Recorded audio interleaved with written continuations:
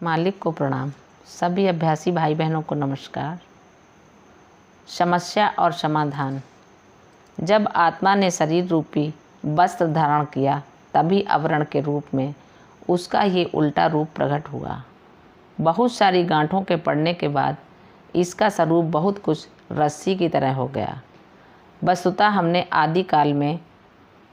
आदिकाल में ही आत्मा के साथ उसके उल्टे स्वरूप को भी चेतना युक्त कर दिया है। आग और पानी के मिलने से लपक दुगनी हो जाती है और उसमें यदि हवा भी मिल जाए तो चिंगारी फूटने लगती है। लपक भी उसी मात्रा में और बढ़ जाती है। आखिर ये लपक क्या है?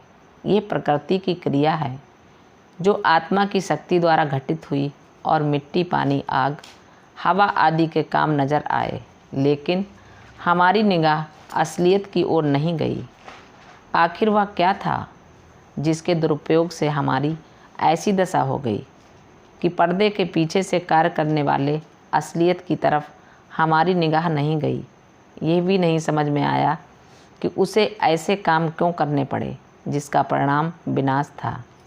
वस्तुतः उस काम का कारण यह था कि असलियत सृष्टि निर्माण के संकल्प के साथ जीवात्मा के सृष्टि बनने के संकल्प से मिल गई, लेकिन सृष्टि निर्माण का विचार एकता का उल्टा है, या यूँ कहें कि ये दोनों चीज़ें एक दूसरे के विपरीत हैं। हम यूँ भी कह सकते हैं कि ये दूसरी चीज़ जो संकल्प के प्रभाव से बनी बताई जाती है मूल वस्तु से अधिक स्थूल है, लेकिन ये दोनों चीज़ें इतनी गहरी मिली हुई थीं कि मिलकर सृष्टि निर्माण के विचार को त्वरित किया।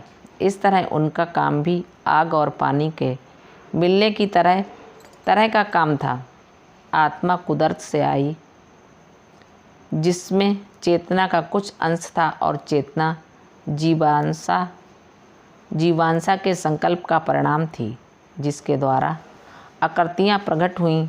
अब ये हमारे संकल्प का परिणाम है कि हमने अपने साथ की चीज़ों को भी अपने विचार की शक्ति से चेतन कर दिया। आत्मा का गुण शांति है और शरीर जो आत्मा का आवरण है इससे उल्टा गुण रखता है, लेकिन इसके निर्माता हम ही हैं और ये हमारी ही करनी है। जैसा मैंने ऊपर बताया, लपक की अशांति, कष्ट और पीड़ा है। इसका निर्माण हमारे कर्मों से होता है।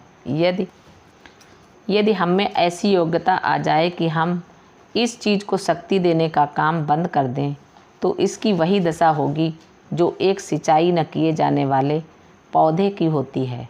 लेकिन ये कैसे होगा?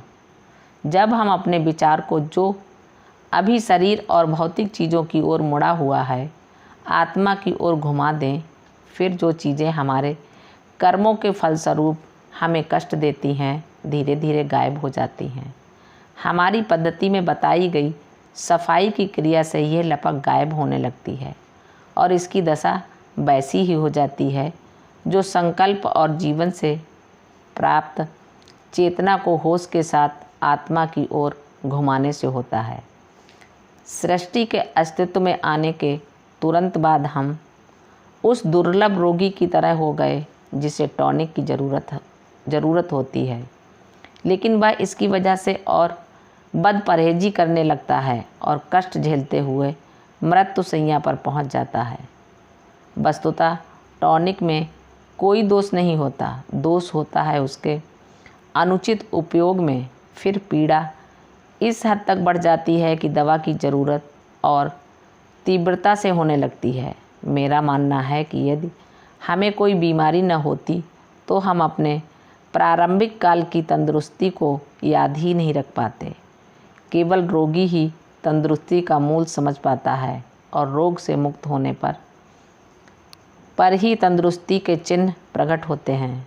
आप पूछ सकते हैं कि कष्टमय मानी जाने वाली चीज़ें या मूल तत्व की उल्टी चीज़ें कैसे शक्ति पाती हैं। इसका उत्तर यही है कि हमारी चेतना शक्ति का बल ही उनको उस मात्रा तक शक्तिवान बनाता चला जाता है जिस मात्रा में हम उस पर ध्यान देते हैं, फिर धीरे धीरे वे इतनी शक्तिवान हो जाती हैं कि हम पर और हमारे विचारों पर हावी हो जाती हैं। यही बात भक्ति में भी होती है। जब हम अपना ध्यान मूल या ईश्वर की तरफ मोड़ देते हैं तो चूंकि ईश्वर स्वयं शक्ति है, भक्ति में भी शक्ति आने लगती है। ईश्वर की शक्ति हम में उतरने लगती है और दूसरी चीज़ें कमज़ोर पड़ने लगती हैं। चूँकि ये चीज़ें हमारे अधीन होती हैं, हम ही से शक्ति प्राप्त करती हैं, लेकिन जो चीज़ ईश्वर के अधीन होती है उसे वहाँ से शक्ति प्राप्त होती है। इसका मतलब है कि यदि हम सच्चे अर्थों में अपनी दिलचस्पी ईश्वर की ओर मोड़ लें तो सारी चीज़ें धीरे धीरे फीकी होकर मिट जाती हैं और वह दशा आ जाती है जिसका वर्णन भगवान श्री कृष्ण ने किया है। हम अपने को क्रिया शून्य अनुभव करने लगते हैं। ये दशा जब बढ़कर और उच्च अवस्था में पहुंचती है तो संस्कारों का बनना बंद हो जाता है। यदि कोई इस दशा में प्रवेश करके आगे बढ़ता है तो इसका मतलब है कि उसे अपने जीवन काल में ही जीवन मोक्ष गति की प्राप्ति हो गई है। इस शब्द को लोग अनेक प्रकार से परिभाषित करते हैं, लेकिन ये बहुत ही आसान और हल्की चीज़ है और मेरा विश्वास है कि इसे पाना भी बहुत ही आसान है, क्योंकि आसान चीज़ सदा अपने आप आसानी से हासिल हो जाती है। मैं तो मानता हूँ कि ये इतनी आसान चीज़ है कि कोशिश करने पर बहुतेरों को आसानी से प्राप्त हो सकती है। कठिनाई यह है कि सामान्यतः राह बताने की कोशिश उन लोगों ने की है जिन्हें हम राह का पता ही नहीं है, ना ही उन्होंने किसी ऐसे व्यक्ति को अपना माध्यम बनाया है जो इस रास्ते में प्रविष्ट हों। वस्तुतः लोग इलाज उसके पास खोजते हैं जो इस विषय में बिल्कुल नौसिखिए हैं और इस विषय पर बोलना भर जाते हैं। लोग ऐसे से कुछ ज़्यादा ही प्रभावित हो जाते हैं जो बिना तैयारी के मंच से भाषण देते हैं। कहा जा सकता है कि असली चीज़ तो प्रकृति पर अधिकार पाने वालों के निश्चल हृदय में है, लेकिन यह चीज़ लोगों को शायद ही मिले, क्योंकि लोग आसान चीज़ को आसानी से प्राप्त करने की कोशिश नहीं करते। ईश्वर करे वह दिन आए जब लोग देवताओं के लिए भी दुर्लभ सच्चे जीवन के अमृत को चखें। लोग अधिकतर अपनी गाथा पर ही सोचते रहते हैं। मेरा मानना है कि कुछ देर के लिए आप एकांत में बैठिए और कम से कम उतनी शक्ति से ईश्वर का चिंतन कीजिए जितनी शक्ति से अपनी कठिनाइयों का करते हैं। वस्तुतः ईश्वर की अनुभूति पाना उतना ही सरल है जितना अनगढ़ रूप में सांसारिक चीज़ों को पाना।